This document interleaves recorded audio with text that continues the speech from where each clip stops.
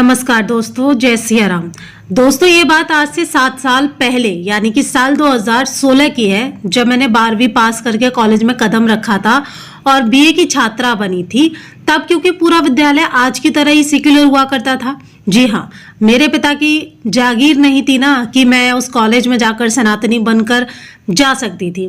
इसीलिए उस समय आप लोगों की तरह ही मैं भी सेक्युलर बनने को बहुत ज्यादा मजबूर थी।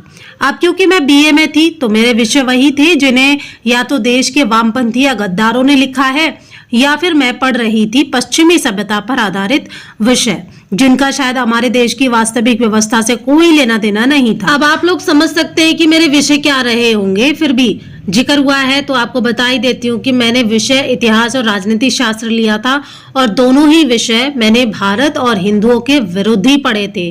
क्योंकि इतिहास में थे मुगलों के वंशजों की राह पर चलने वाले नेहरू, गांधी और कांग्रेस, और राजनीति में थे अंग्रेजों के गुलाम नेहरू, गांधी और कांग्रेस, और ये तीनों ही इस्लाम ईसाईयत के बहुत ही बड़े प्रचारक रहे हैं। तब मैंने पढ़ा था कि मजहब नहीं सिखाता है आपस में बैर रखना। कई बार इस लाइन को लेकर अध्यापकों से पूछा तो बोले इसका मतलब है कि इस्लाम हमेशा ही शांति का संदेश देता आया है। अब क्योंकि इतिहास की छात्रा थी तो रहा नहीं गया मुझसे। मैंने बीए की किताबों को थोड़ा सा साइड किया और इंटरनेट के माध्यम से मजहब की महत्ता को समझने निकल पड़ी। लेकिन फिर मुलाकात हुई एक मुस्लिम लड़की से। उसके पहनावे को देखकर मन ने कहा कि दोस्ती मत कर, मगर इससे अपने कुछ डाउट क्लियर कर ले। तो मैं उसके पास गई और मैंने उससे पूछा कि बहन, इसका मतलब बताओगी क्या होता है मजहब नहीं सिखाता आपस में बैर रखना। तो उसने कहा, लगता है तुमको हमारे इस्लाम के बारे में जानने की बहुत ही इच्छा है। मैंने कहा कुछ ऐसा ही समझ लो। तब उसने मुझे इस्लाम की मजहबी किताब यानी कुरान का रेफरेंस देकर कहा कि हमारे मजहब को जानना है तो इस किताब को पढ़ लो।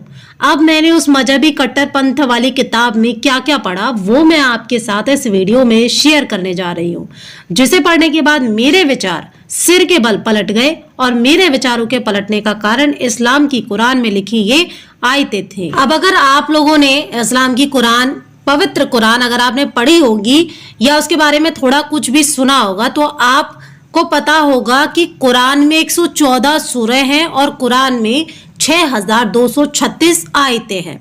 इसके ऊपर जो भी सूरह आती है, जो भी आयत आती है, वो सब कुछ मिलावट है। जैसा कि हमारे धर्म ग्रंथ गीता, महाभारत, रामायण में इन वामपंथियों ने मिलकर मिलावट की है, उसी तरीके से कुरान में भी कट्टरपंथियों ने, जो कि जिहाद का रास्ता अपनाते हैं, उन लोगों ने इसमें भी मिलावट कर रखी है। तो इस वीडियो में मैं इन्हीं आयतों में से लेकर कुछ आयतें आपको दिखाने वाली हूं, जो क्या कहती हैं हम काफिरों को लेकर या फिर जो गैर इस्लामिक लोग होते हैं उनको लेकर वो कुरान की आयतें क्या कहती हैं। यहाँ मैं आपको एक बात बिल्कुल साफ तौर पर बता दूं दोस्तों कि मैं नहीं मानती हूं कि जो किताब यानी जो कुरान हमारे देश में या इस पूरी दुनिया के अंदर इस्लाम की कुरान को पवित्र मान रहे हैं, उनसे मेरी दरख्वास्त है या फिर विनती है कि प्लीज हम लोग किसी की भावना को आहत करने के लिए इस सच्चाई को नहीं लेकर आ रहे हैं, बल्कि हो सकता है कि मैं जो आयतें आप लोगों को इस वीडियो में दिखाने वाली हूं दोस्तों, वो मिलावट का हिस्सा हो। इसीलिए मैं ये यहाँ पर बिल्कुल नहीं कह सकती हूँ कि ये अल्लाह के द्वारा, रसूल साहब के द्वारा लिखी गई कुरान में ये आयतें हैं, बल्कि मैं तो सिर्फ आपके सामने इन आयतों को बताने जा रही हूँ। बाकी अगर आपको डाउट होगा तो आप कुरान की इन आयतों को कुरान के अंदर खुद पढ़ भी सकते हैं।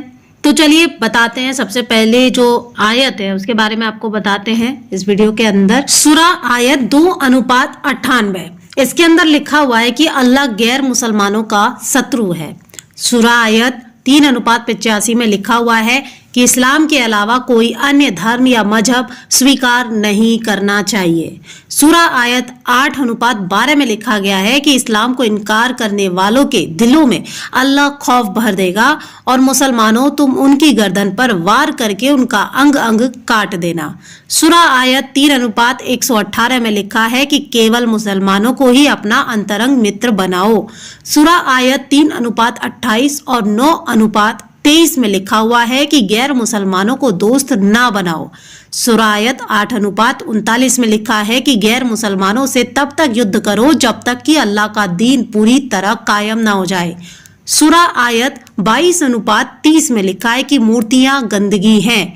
सूरा आयत 9:5 में लिखा है कि मूर्ति पूजकों को जहां और जैसे पाओ वहां पर घात लगाकर उन्हें मार दो।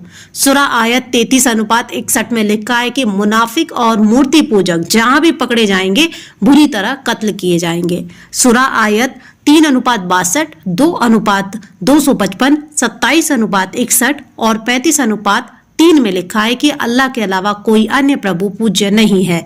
सूरा आयत 21:98 में लिखा है कि अल्लाह के सिवाय किसी और को पूजने वाले जहन्नुम का ईंधन है।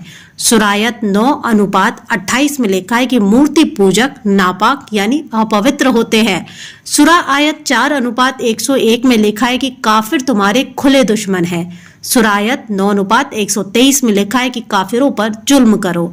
सूरा आयत 9:29 में लिखा है कि काफिरों को अपमानित कर उनसे जजिया कर लो। सूरा आयत 66:9 में लिखा है कि काफिरों और मुनाफिकों से जिहाद यानी जंग करो। सूरा आयत 4:56 में लिखा है कि आयतों को इनकार करने वालों की खाल पकाएंगे। सूरा आयत 8:69 में लिखा है कि लूट का सब माल यानी मतलब महिलाओं से यहाँ पर लूट का माल लगाया जाता है, उन्हें हलाल करो। सूरा आयत 9:14 में लिखा है कि अल्लाह मोमिनों के हाथों काफिरों को यातना देगा। सूरा आयत 8:57 में लिखा है कि युद्ध बंदियों पर नशंसता करो।